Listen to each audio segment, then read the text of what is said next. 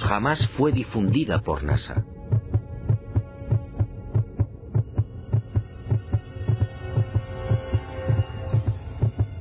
Mirlo Rojo fue uno de los pocos norteamericanos que tuvo acceso a ella. A escasos metros sí del Águila. Y no fue casualidad. Todo estaba minuciosamente programado.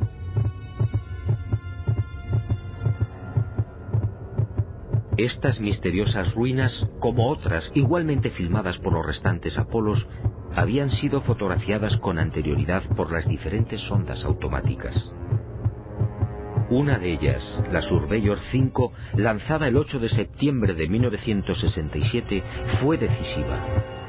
Alunizó en el Mar de la Tranquilidad, muy cerca de esta construcción, enviando 19.000 fotografías.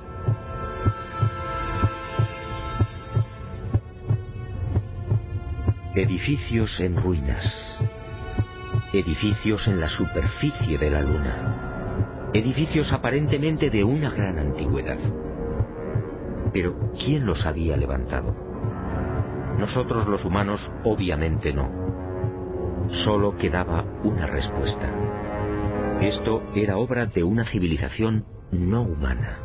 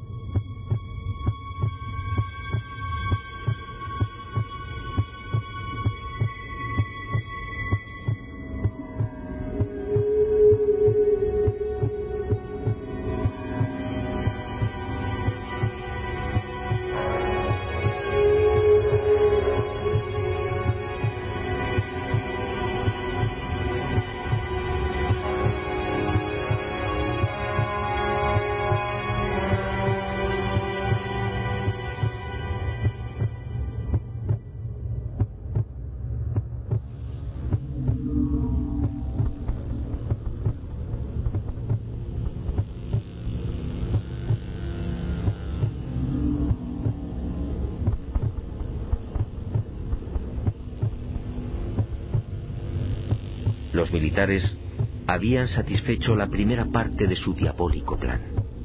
Ahora quedaba la segunda.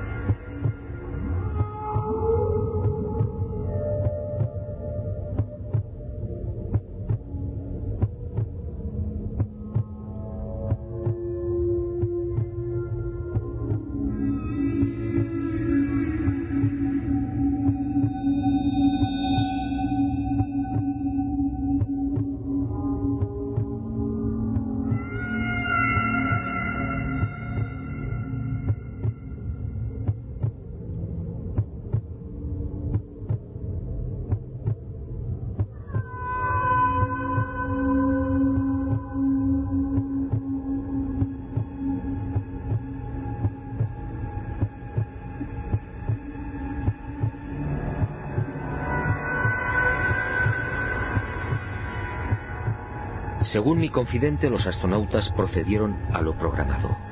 Recogieron muestras de los muros, tomaron medidas y se retiraron.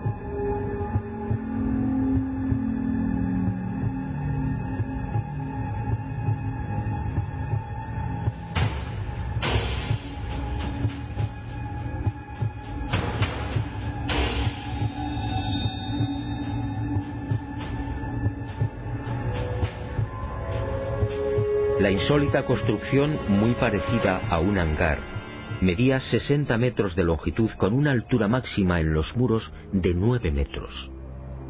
Presentaba 12 huecos o ventanas y una especie de puerta frontal de 5 metros de fondo por 3 de altura.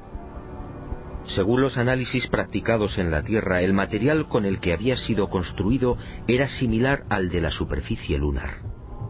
Un 60% de los átomos era oxígeno, con un 0.01% del peso constituido por hidrógeno.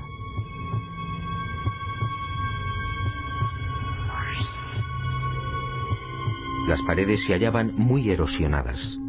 Esta circunstancia, dado que en la Luna no existe prácticamente atmósfera, hizo pensar a los militares que el edificio en cuestión podía tener varios miles de años.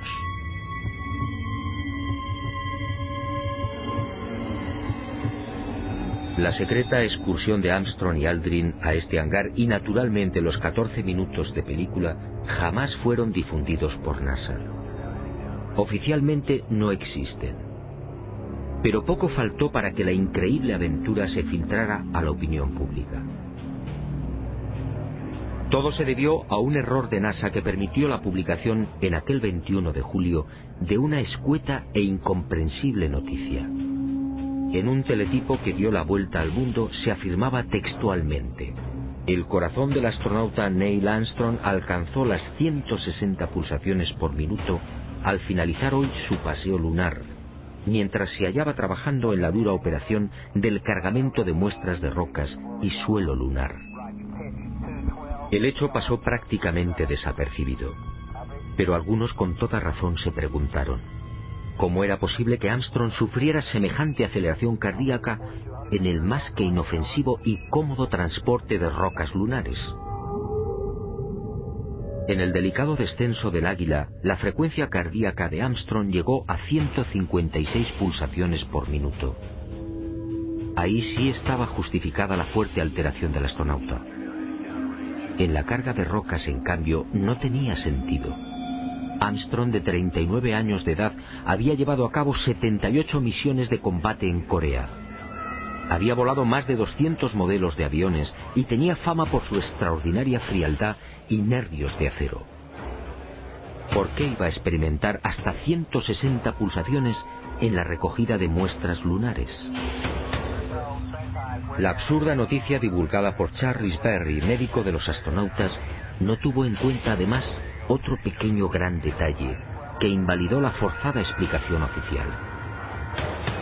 Durante las 3 horas que duró el paseo lunar, Armstrong y Aldrin recogieron un total de 25 kilos de rocas. Dado que en la superficie de la Luna existe una gravedad 6 veces menor que la de la Tierra, el peso real de las rocas fue de 4 kilos. 4 kilos repartidos entre 2 astronautas y en diferentes momentos de la excursión lunar. La versión de NASA efectivamente no era creíble.